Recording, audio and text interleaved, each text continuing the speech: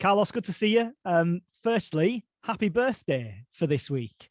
What on earth do you buy Carlos Corberán for his birthday? What did you get? For my birthday, my wife always make a very good presents to me, especially 2 months ago. He made me the more important present that she can do for me. That was the birth of my first son.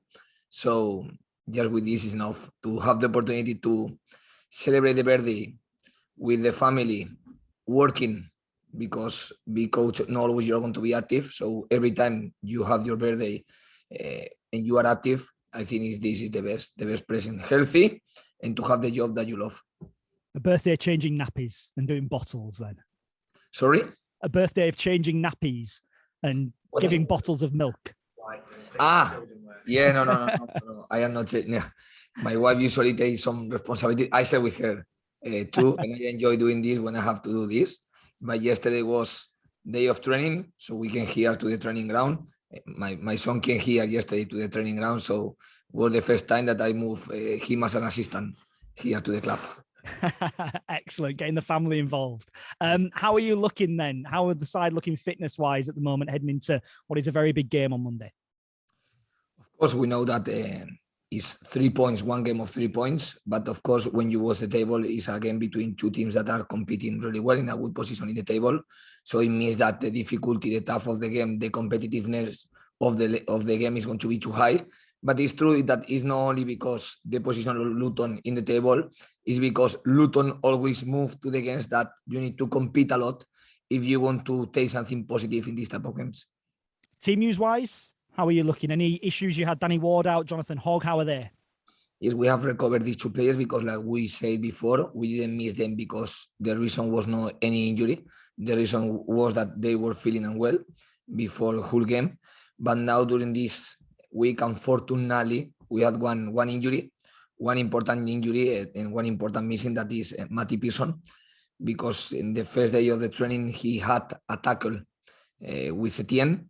And in this tackle, he moved his knee, he started to have some problem. For another players, I will tell you that he will miss all the season that we are going to play. For Matty Pearson, he created a question mark because if someone can reduce the time to make a good recovery, is someone like him with his level of character and determination to do it. So I cannot do anything else. Another players maybe will need 6 to 8 weeks. Let's see how many weeks to fix the problem in the knee Matty Pearson needs now. Does he need an operation or no, is no, it no, just no? Okay. It's just the treatment, is just the type of injury that he had. Needs for a normal player between 6 to 8 weeks, but for someone like it, for me as an animal, competitive animal, I don't know how long it's going to take. So how disappointing for him is that? He's been such a big part of your season and we're getting to the business end of the season now and he might not be involved. How disappointed is he?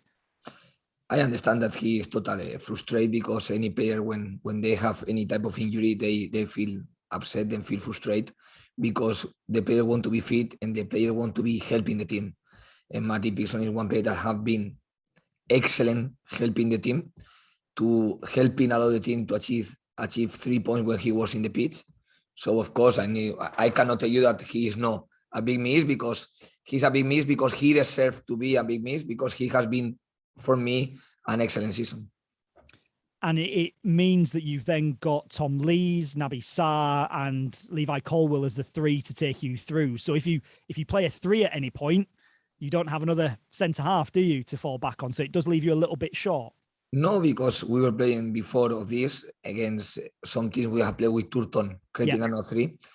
And other games we have played with Hoggy, creating an 3. So I don't think it's a problem to keep playing an 3 if we consider that play with 3 is the most important or the right thing, depending on the game.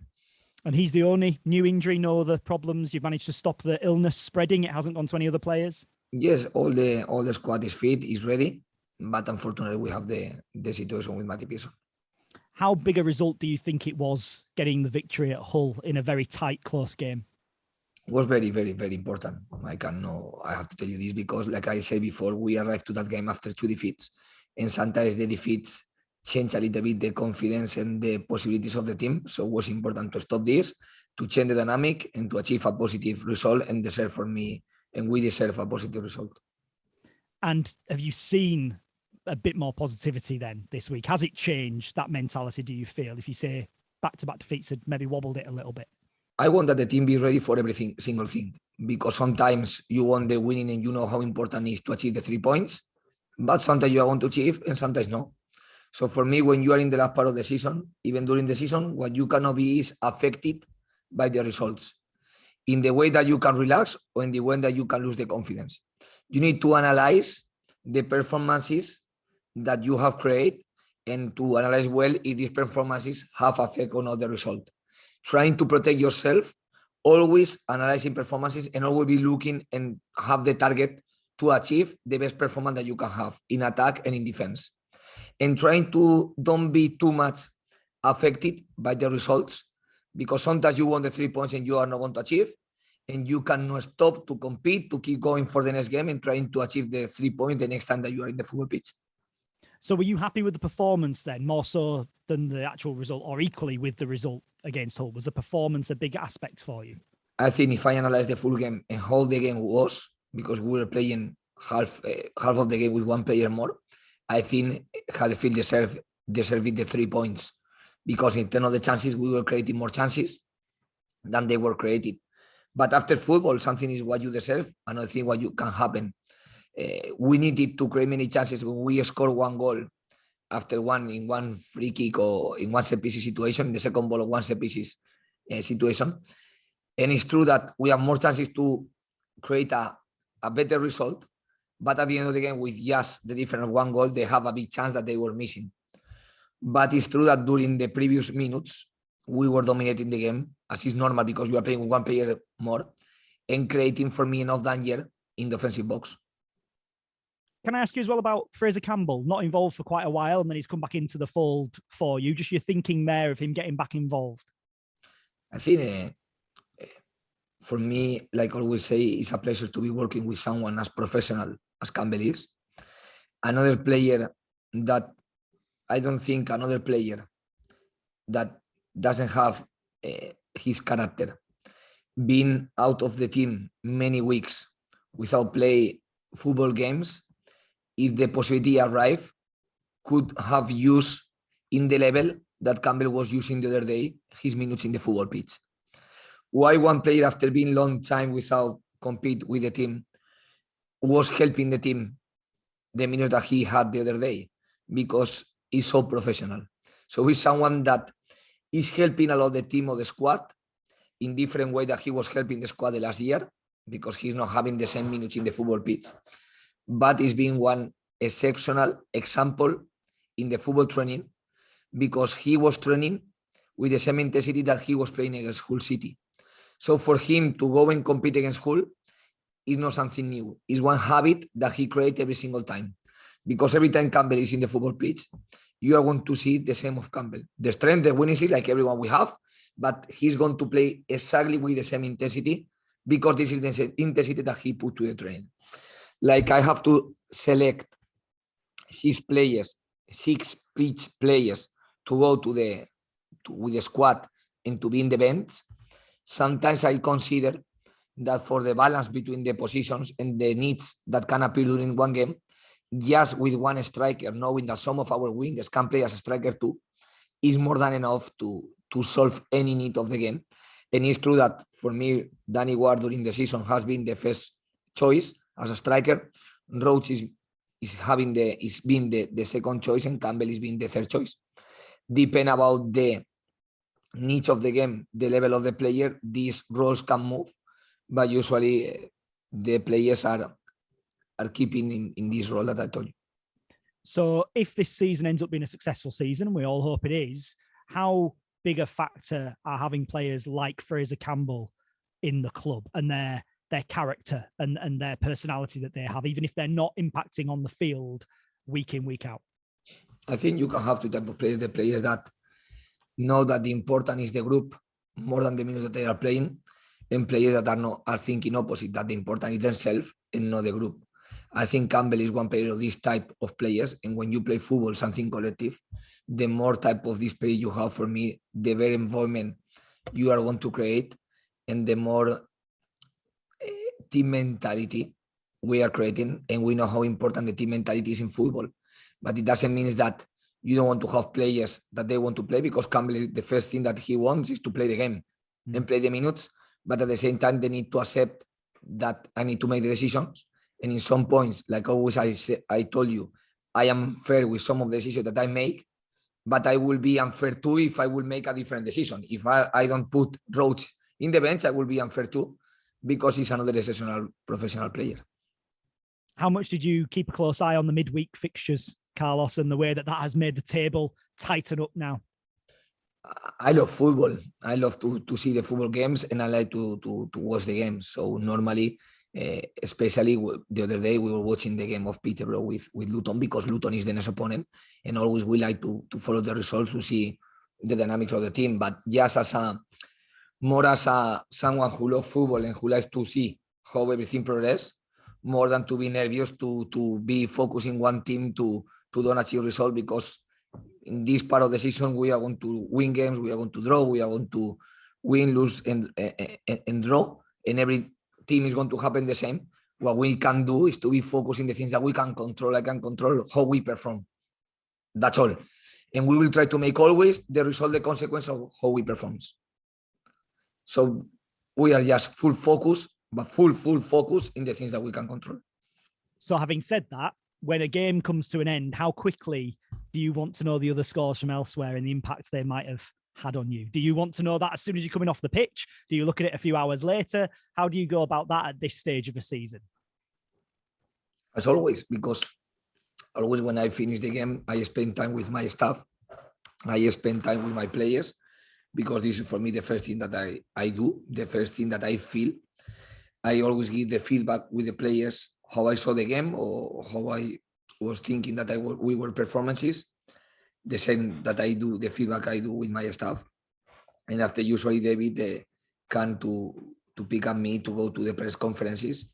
And sometimes he told me the results. So first of all, I like to see the statistics of our team too, to see if my feeling is reflected or not with the statistics.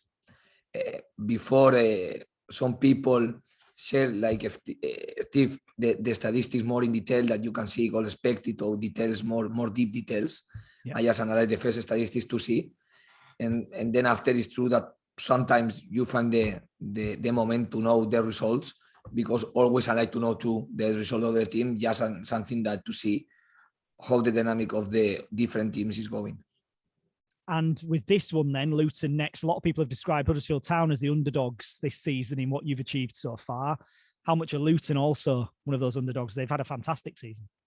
Yes, it's clear that the position on the table that they have is deserved, because for me, they are competing really well. It's one team that never give up, and they have a very strong mentality that create the perfect environment to be living on Monday a very competitive game.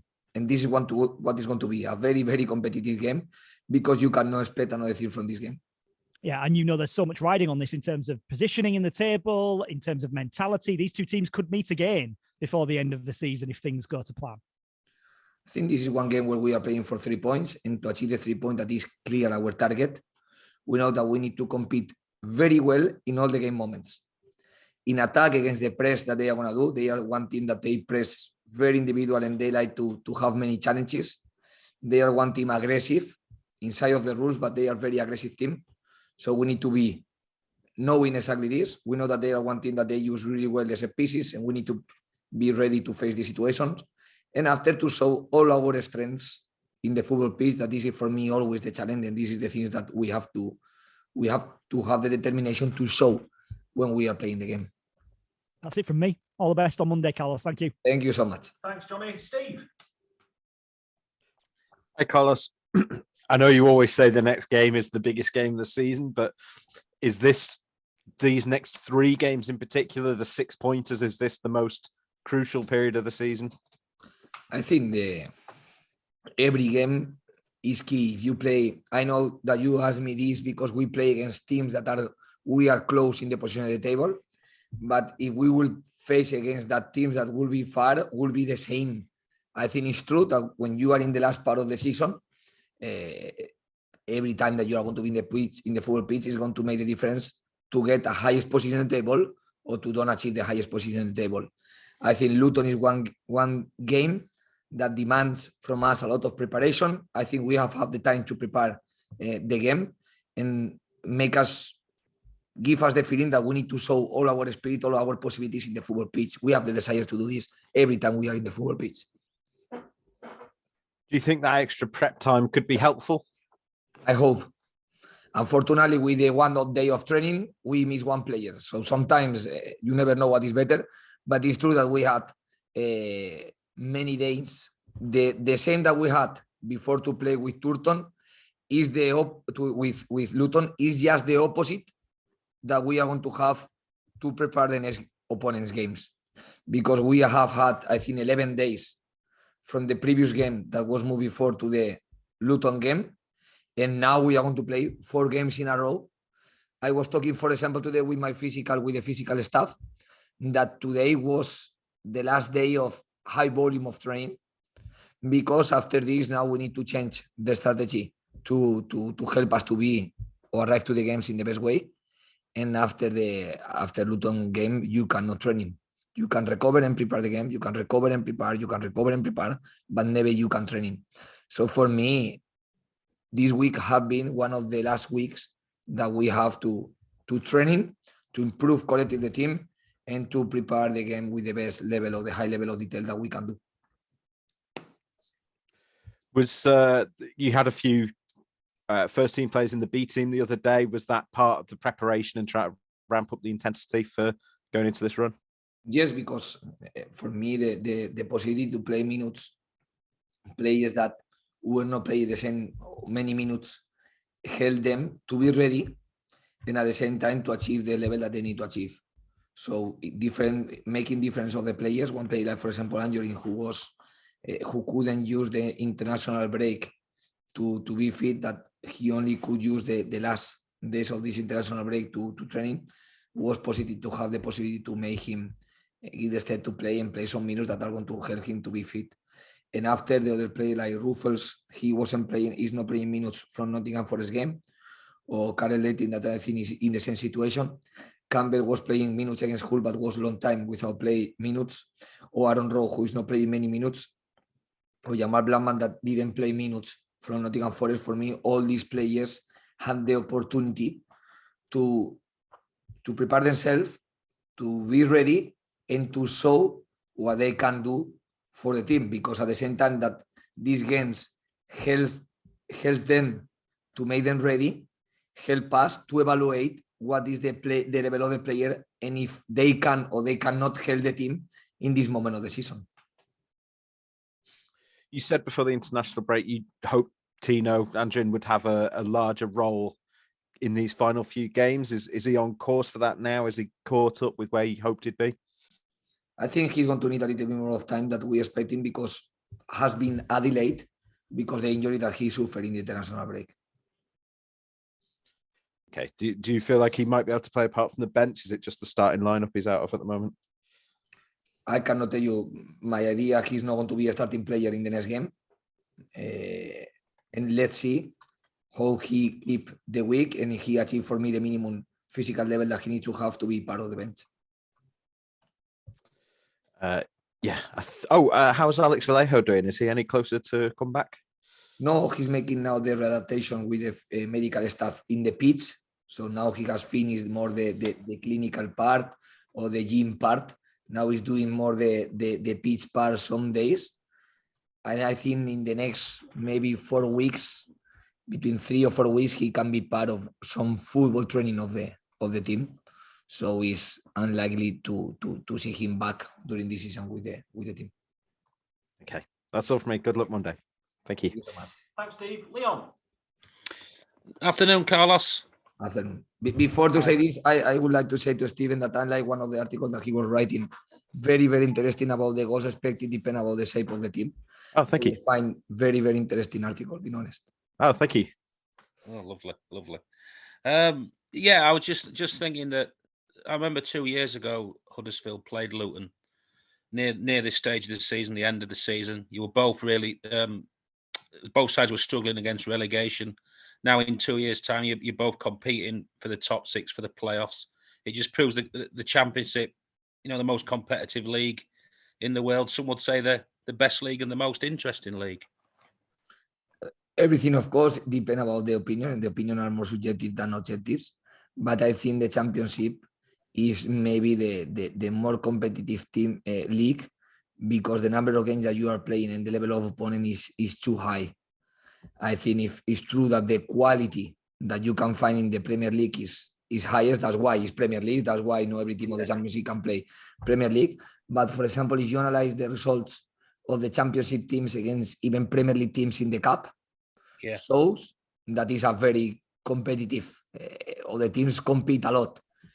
We know that some of the teams have eliminated, we were part of this because we eliminate Burnley in the Cup, but more teams have eliminated Arsenal or Leicester, or the game of Luton playing against Chelsea was a very competitive team. So it means that Championship is one of the best leagues in the world. I feel exactly this, and I feel an honor or pleasure to be part of the Championship. I've seen a little bit of Luton on my travels this season. They're a very direct, physical, very, very well organised team. A little bit like Barnsley last season. Did they? It's a real specific way of playing against them. They present really individual challenges, Luton. I think the fact that they defend more, focusing the opponents more than in the spaces, made that they move the game to have many challenges. And I agree with you that the individual level of the players are going to be key, because in defense they are going to be more individual. So it means that even if you want to attack collectively, there are points of individual solutions that we need to give to the team.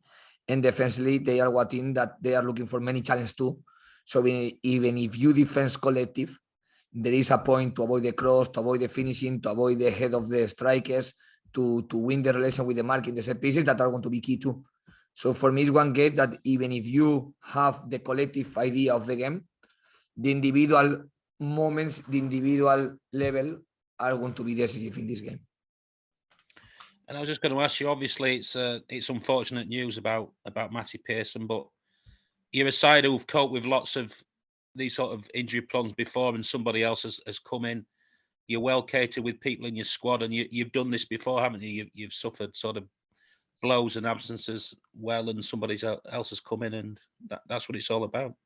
Exactly. This is it's all about, because these things are normal things. Unfortunately, not only for us, for anyone, because like that the best players of the Championship be in the football pitch.